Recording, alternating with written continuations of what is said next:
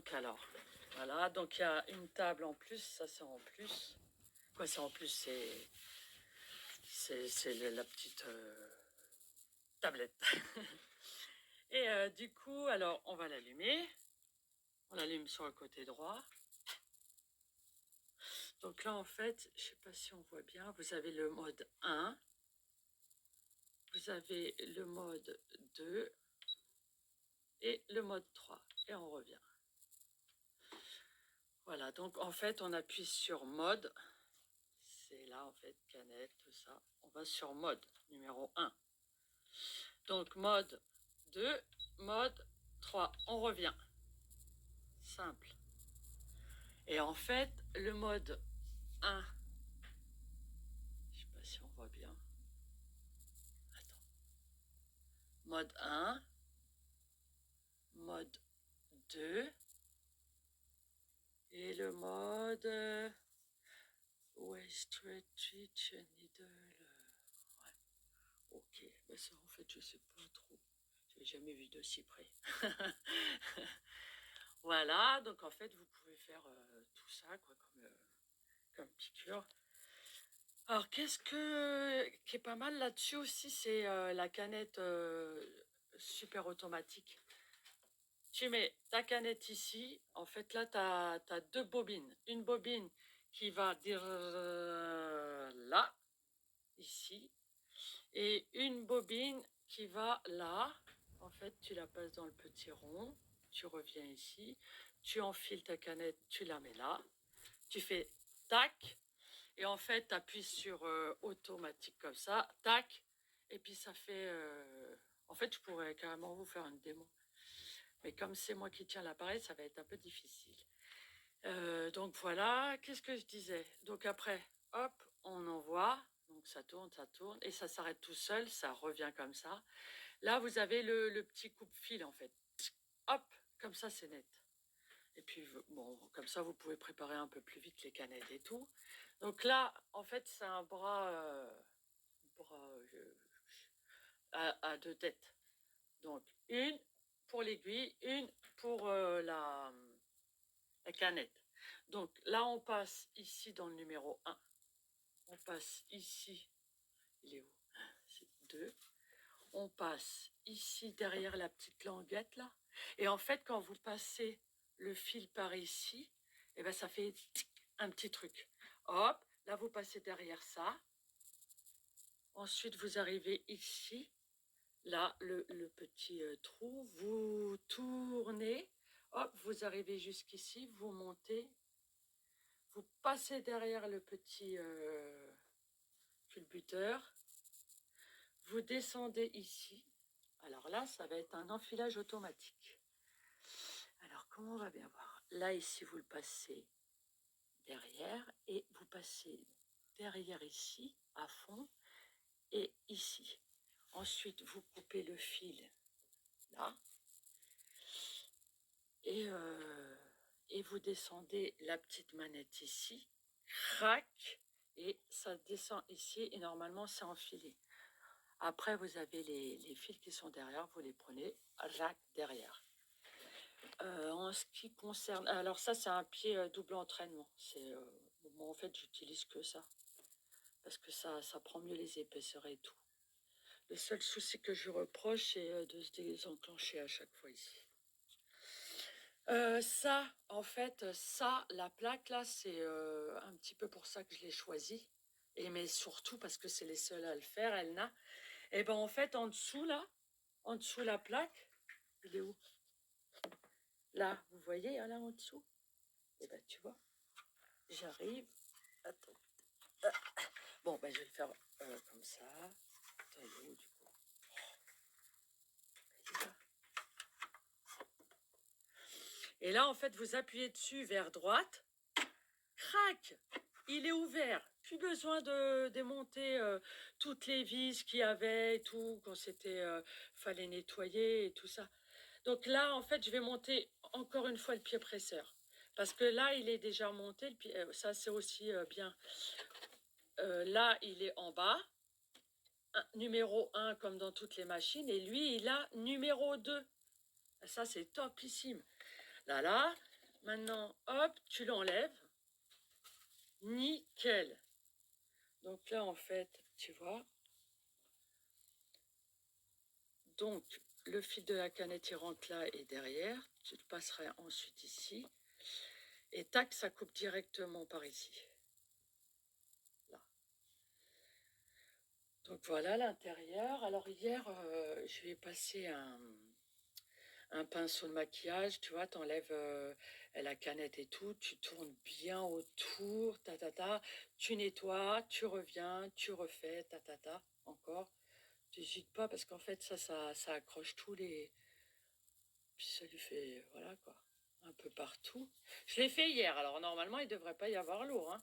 Mais bon, ça se salit tellement vite aussi. Puis là, c'est dommage, il y a la canette. Voilà. Alors, il est comment? Ah bah quand même. Ouais, quand même. Donc en fait, il faut le faire régulièrement parce qu'après, oh là là, si jamais y a trop de poussière, la machine elle plante quoi, elle bug. Donc c'est pas, il faut nettoyer en fait, il faut se faire une petite routine, ça prend pas longtemps. Puis voilà, on se donne les moyens de minutes. Ça, j'ai pas calculé combien de temps j'ai mis là, mais bon.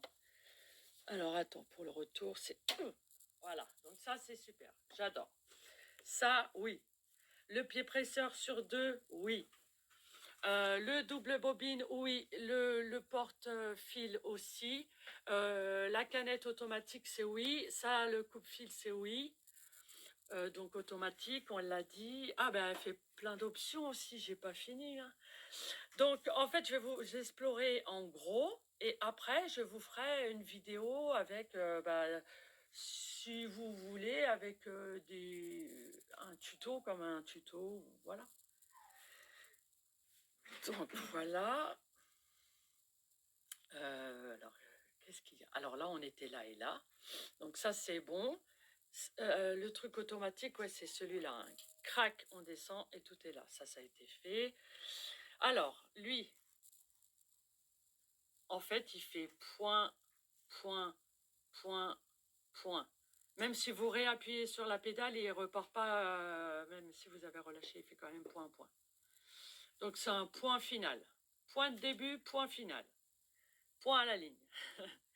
Et là, en fait, c'est soulèvement de l'aiguille. En haut, en bas. Ça, par contre, je peux vous le faire. Alors, on va faire en bas, voilà, en bas, en haut. Et c'est là j'ai appuyé. En bas, en haut. Là, c'est le coupe-fil automatique. Ça, c'est oui aussi, c'est génial. Ça coupe le fil et puis c'est super. Par contre, après, quand tu remets un projet là-dessous, tu essayes tu te crées. Bon, moi, je vais vous la présenter, mais elle a pas mal souffert parce que, bon, des fois, elle buguait un peu, donc en fait, je fais des tests. Et là, vous n'hésitez pas, vous passez franco. Voilà, comme ça, c'est fait. Mais j'en ai d'autres, mais du coup, c'est pas grave, j'ai utilisé celui-là. Donc voilà, ça c'est bon.